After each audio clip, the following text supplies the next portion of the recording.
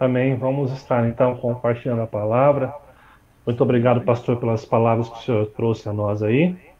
Eu quero agradecer especialmente aí pela vida da minha sogra, que está nos assistindo, né?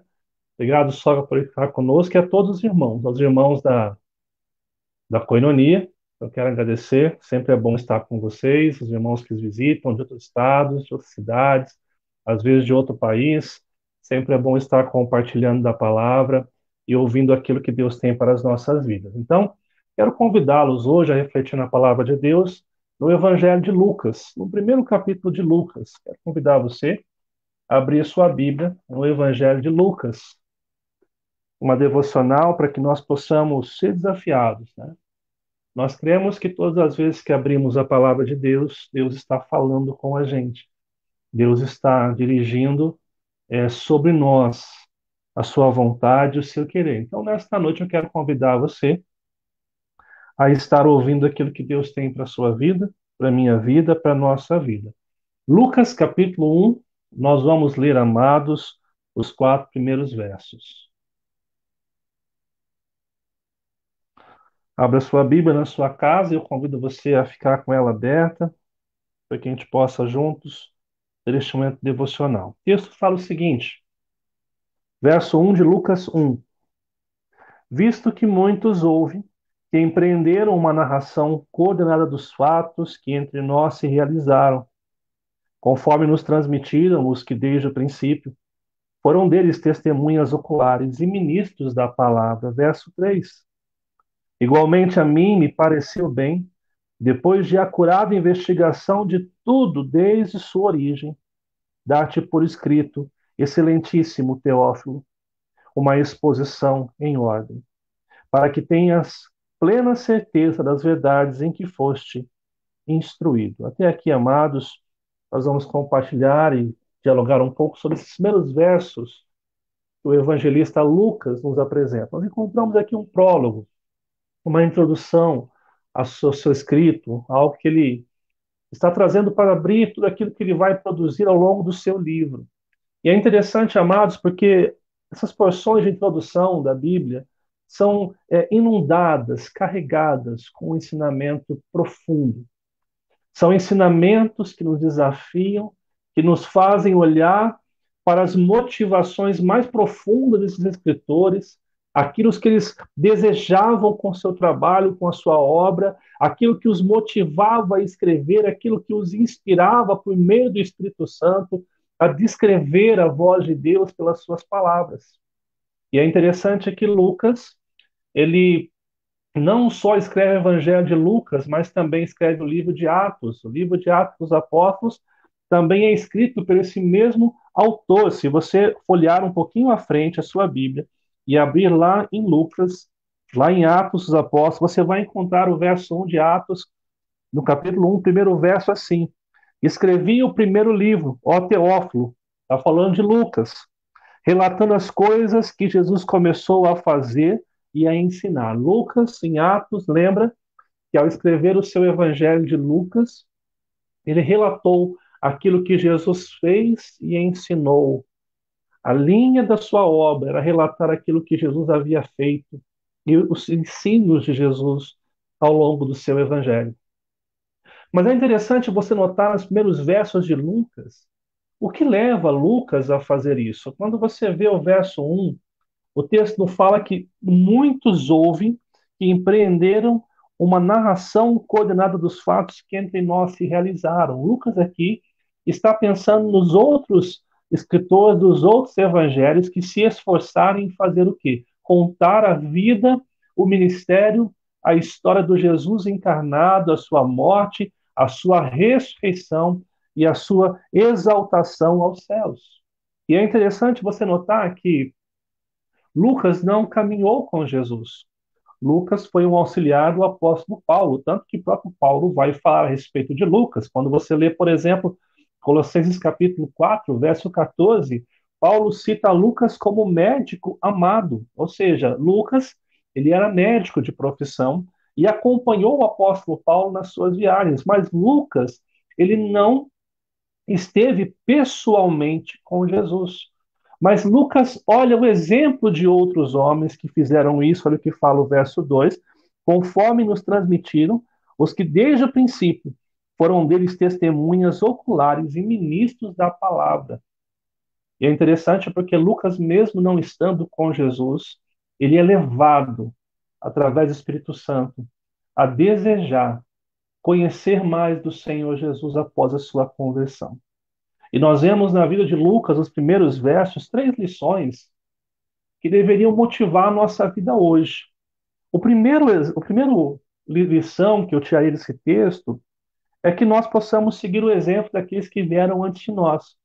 Lucas ele fala no verso 1 e 2 que houve muitos que empreenderam uma narração coordenada dos fatos que entre nós se realizaram, ou seja, pessoas que antes dele falaram sobre Jesus, sobre o que Jesus fez, sobre o que ensinou, o seu ministério.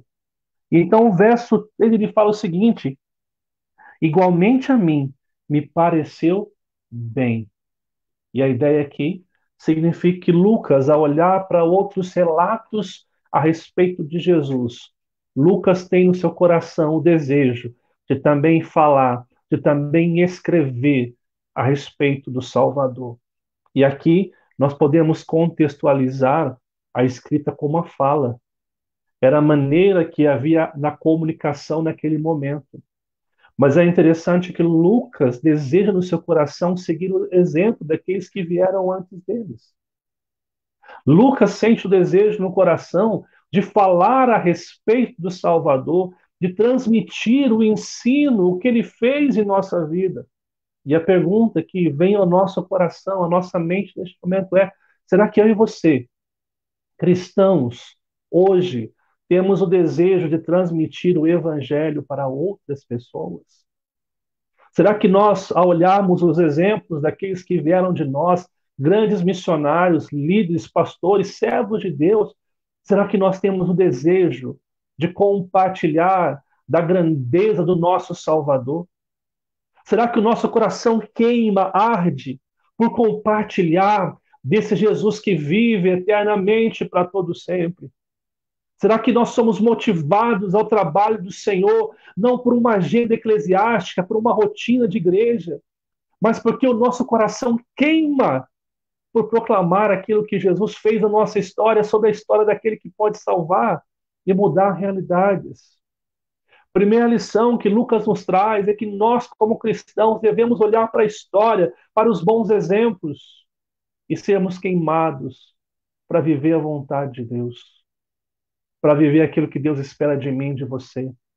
Lucas diz que igualmente a mim me pareceu bem, depois de acurada investigação de tudo desde a sua origem, dar-te por escrito, ó excelentíssimo Teófilo, uma exposição em ordem. Olha só a segunda lição que eu tiro desse texto. Nós devemos trabalhar para o Senhor, dedicar-se a Deus. Lucas não somente tem o desejo de fazer, mas o texto fala que ele faz uma acurada investigação. O que significa isso? Lucas se dedica ao conhecimento da história, ao conhecimento da verdade bíblica. E quando ele fala desde a sua origem, no verso 3, significa que ele vai desde a criação, para olhar ao longo da história como Cristo foi se revelando, para chegar então naquele momento e poder descrever Jesus. E alguns comentaristas, historiadores vão dizer que Lucas ele entrevistou pessoalmente alguns que conviveram com Jesus, como por exemplo Maria, alguns dos apóstolos, no momento em que ele esteve em Roma. Ele faz uma investigação, ele faz uma pesquisa aprofundada, ou seja, ele se dedica para produzir algo de melhor. E é interessante que, por conta de Lucas ser um médico, o seu evangelho é um dos mais detalhados. Por exemplo, você vai encontrar em Lucas a citação de que Jesus orou mais de 10 vezes. É somente em Lucas que você vai encontrar que Jesus ora no seu batismo. É ali que ele vai contar a história do nascimento de João Batista, de como foi o nascimento de Jesus com detalhes, a consagração. Por quê? Porque Lucas se dedica a estudar aquilo que ele se propõe a fazer. E é interessante que Alguns escritores afirmam que Lucas ele não esteve presente com Jesus, mas o seu relato era tão autêntico, tão real, tão verdadeiro, que dá-se a impressão que Lucas esteve pessoalmente com Jesus. Que Lucas seria uma testemunha ocular, mas sabemos que ele não foi. Mas a tamanha dedicação em conhecer do Evangelho, das Sagradas Escrituras, faz com que Lucas tenha essa proximidade no seu relato. Amado, será que eu e você hoje temos nos dedicado a conhecer o Jesus que pregamos? Será que nós investimos tempo na leitura devocional da palavra? Eu aqui não estou dizendo de um conhecimento teológico, intelectual, mas de um conhecimento onde a palavra começa a ser real e verdadeira nos nossos corações, ao ponto de nós abrirmos nossos lábios para falar de Jesus, não como uma regra que tem que ser feita de um evangelismo assim assado, mas realmente com esse amor sendo transmitido sobre os nossos lábios. Amados irmãos, nós devemos nos dedicar a estudar a palavra. Ó, quão triste realidade nós vivemos hoje. Nas nossas escolas dominicais não são valorizadas. Quando se gasta mais tempo numa série da Netflix do que num estudo sistemático da palavra de Deus.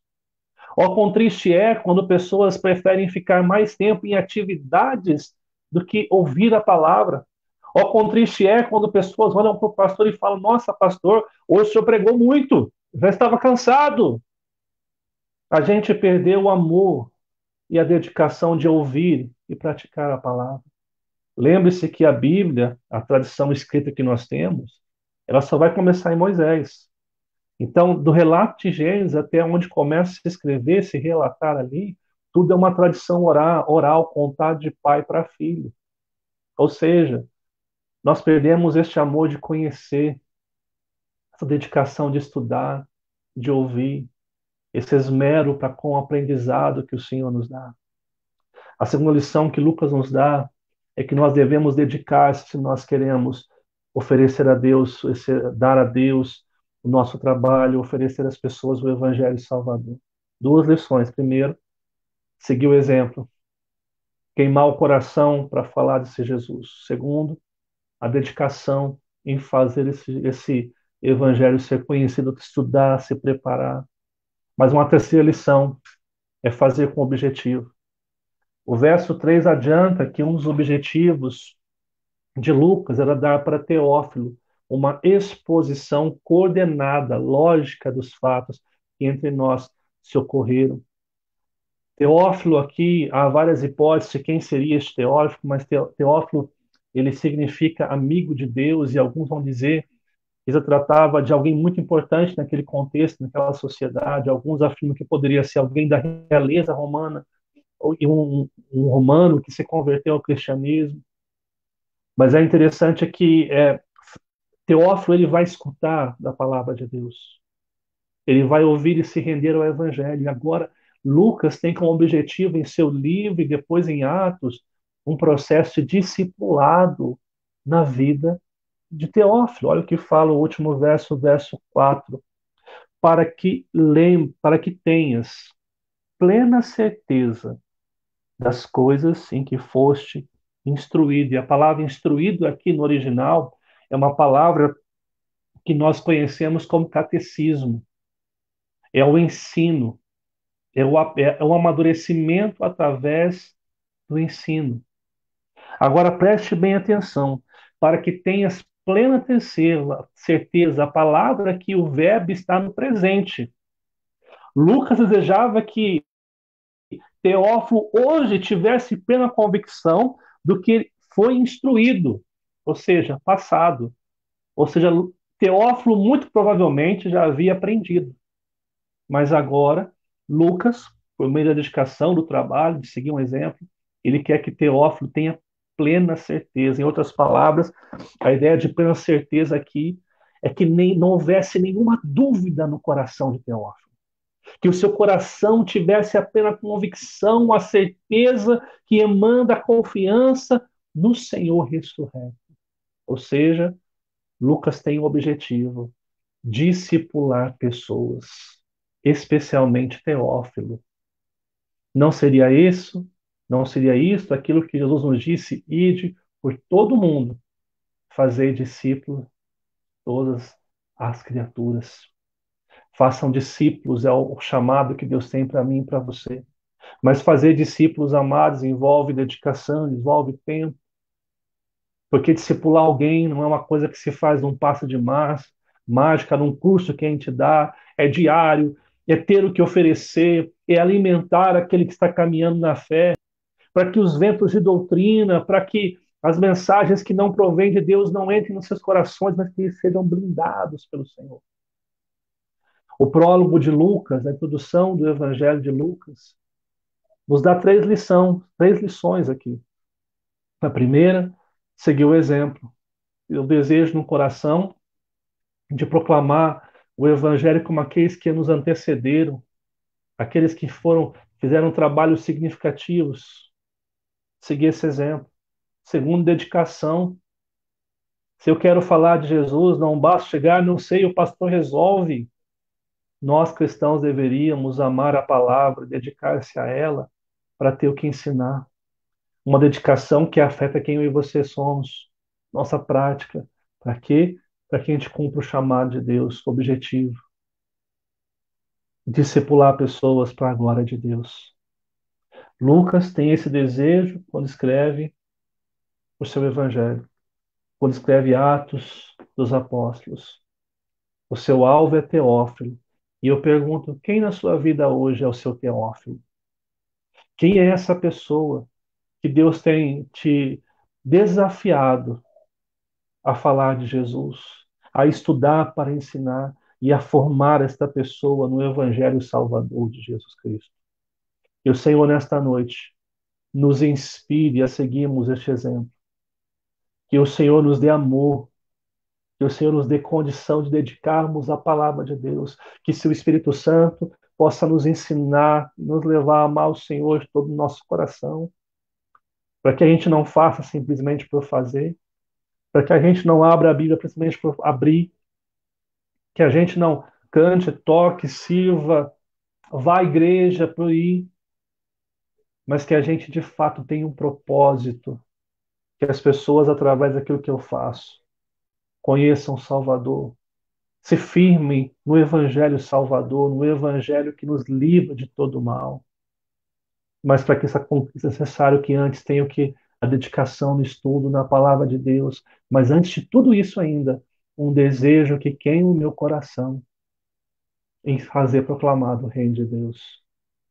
Se a nossa motivação for simplesmente usufruir da igreja, que Deus os abençoe, que Deus faça o que eu preciso, que Deus resolva o meu problema, algo de muito errado na fé tem acontecido com a gente. Paulo, em Colossenses, fala: se nós nascemos de novo e somos ressuscitados com Cristo, nós devemos olhar para as coisas do alto e ter a nossa vida vivida e motivada pelo alto. Se de fato este evangelho afetou o nosso coração. Que o Espírito Santo nos desafie em meio a essa palavra. Que o Espírito Santo nos constranja a dobrarmos o nosso joelho e a voltarmos para o Senhor Jesus. Que Lucas seja um exemplo para todos nós. Um exemplo a ser seguido, um exemplo de dedicação e um exemplo de objetivo. Que a gente cumpra o que Deus tem para cada um de nós. Essa é a palavra que eu quero deixar com os amados irmãos, para que o Senhor venha edificar a nossa vida e nos desafiar a fazer a sua vontade em nome de Jesus. Amém?